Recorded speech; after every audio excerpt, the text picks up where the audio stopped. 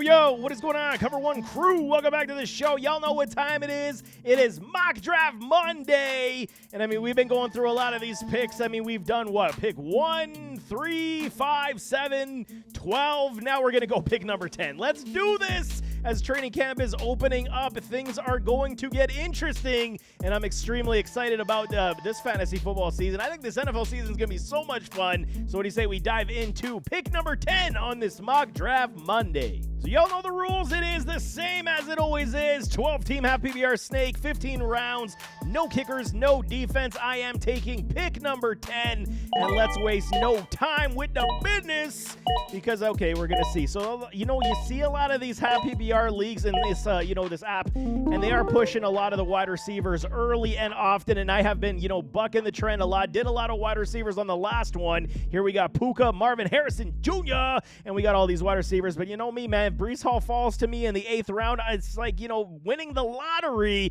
I'm going Breece Hall here at pick number 10. And on the turn, it's going to be very interesting. I almost want to stack my backs here because I want to showcase the fact of what we can build later on in the drafts. Like I did with the 12 team, I kind of went running back and then I believe wide receiver. I'm going to go running back here once again. I might have actually did the running back thing. I'm going to go Saquon. Easy money here, Breece Hall and Saquon Barkley as my 1-2 punch. God, I love it. Love my running backs. You know what? I wouldn't even hate triple back in it, but then I'm not going to have any wide receivers down the board. I wonder if I can grab me a quarterback. There's Josh Allen.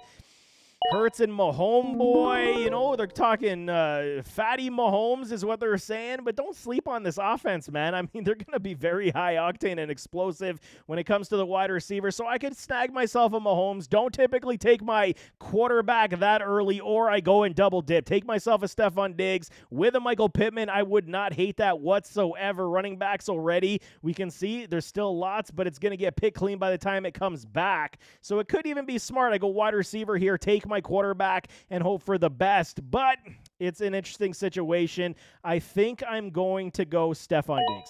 Let's go Diggs, even though, okay, he's a traitor to my Buffalo Bills. It does see, I should have went Patrick Mahomes. You see, I could have done that and then got someone like Stephon Diggs later on. CJ Stroud sitting there is going to have a very good season. I've always been taking a Jordan Love, but you know what? I'm going to go and I'm going to do that. I'm going to take the double up with a Stephon Diggs and a CJ Stroud early. I do like it. It looks nice, man. Breece Hall, Barkley, Diggs, and Stroud. Sign me up, baby. I'm liking what I'm seeing, Daddy Likey. There's an Alvin Kamara. Please fall to me because I've been preaching it, and there he goes. See what I'm saying? The value for Kamara is just ridiculously crazy.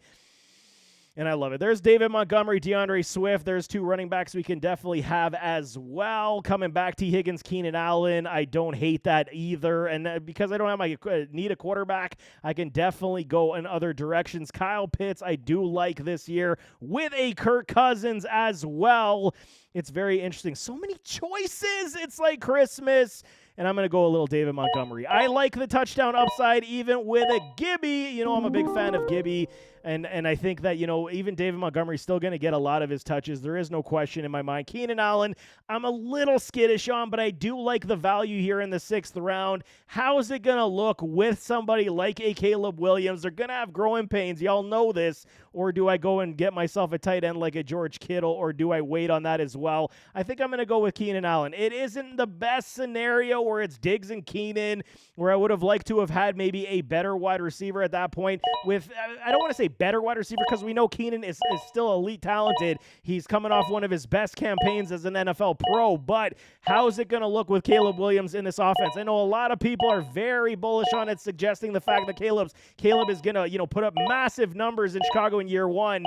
I got to see it on the field, man. There was a lot of things, coming back from SC that I didn't like to say, is going to be a situation. Raheem Mostert here at pick 84. I don't dislike that either, even though I should start, picking up some more wide receiver talent. I love the value of a Raheem Mostert here at pick 84, even though it is Devin off the H-Chan.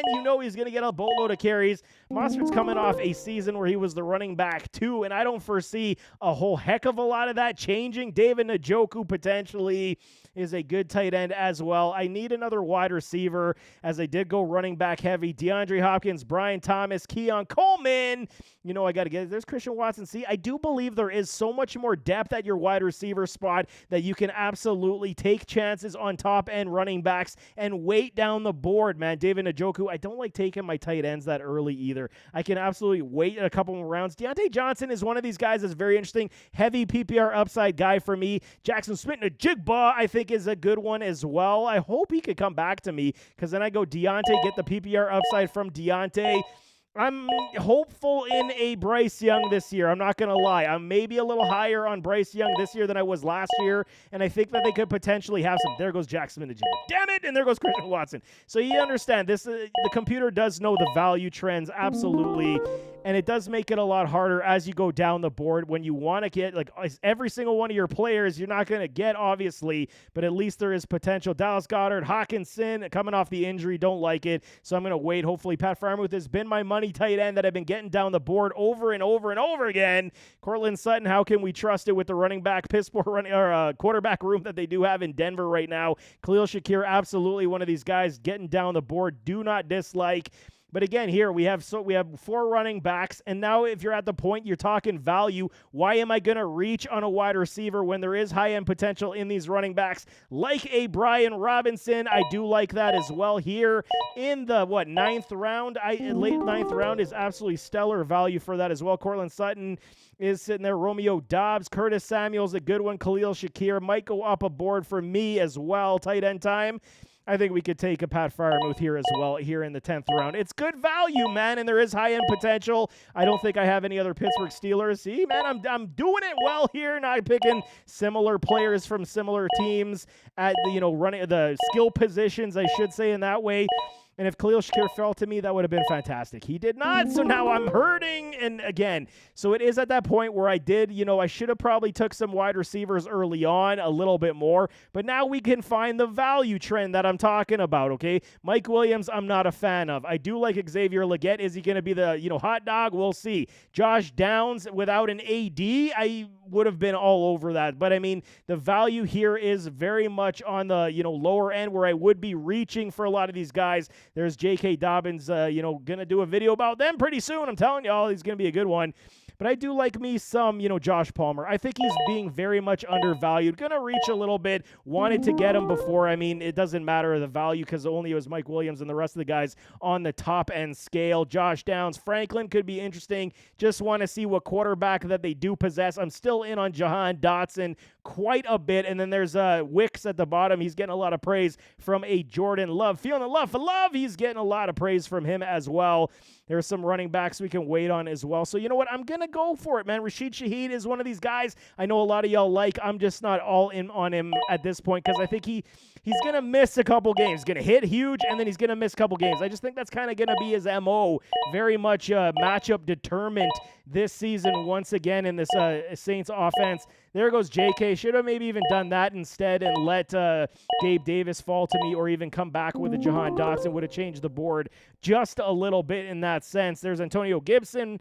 So the running backs do get picked clean, like you guys know, as we get down this board. Ricky Pearsall, we're seeing a lot of rumor talking about a Brandon Ayuk potentially moving on. So that would uplift a Pearsall huge in this regard as well. And I like him. I'm going to go. I could have went Wicks there as well, but I do like myself some Pearsall. I can even go back. How many running backs do I have? I have enough running backs to feel somewhat comfortable. I think I made a few mistakes in, where I should have picked some of these guys. Could have had one more better wide receiver than I have on my squad right now. What round are we in? We're still in the 14th.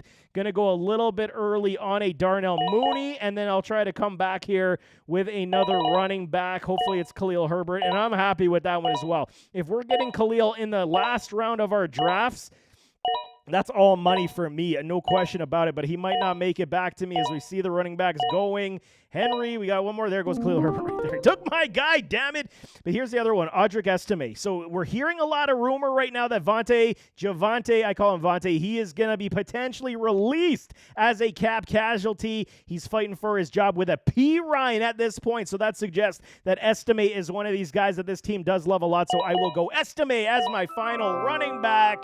And I mean, this team is definitely definitely very good in a lot of respects. Again, we're mocking for purpose to see what team we can build. Is it going to be perfect in your mock? No, this is why we do this, so that we can say, okay, at this point I should have went this way, at this point, and then pivot as your drafts go. So I do like it quite a bit. We're talking round number 1. Breece Hall is my first overall pick in this draft at pick number 10. Love it. Backed it up with a Saquon Barkley in round 2. You gotta love it. Stephon Diggs is my number 3. So it's gonna be interesting, but I do like the 1-2 punch, having him with a CJ Stroud at number 4, and then going David Montgomery, Keenan Allen, Raheem Mostert. So it is a little risky at this point with my backup running backs, but you know Monty's going to still get his volume, still going to get his red zone, still going to get his touchdowns. It is going to still be a split backfield. It is not Gibby's backfield just yet, so I still love me some Monty. Keenan's a little bit suspect, depending on how Caleb Williams does perform. We will see, but it's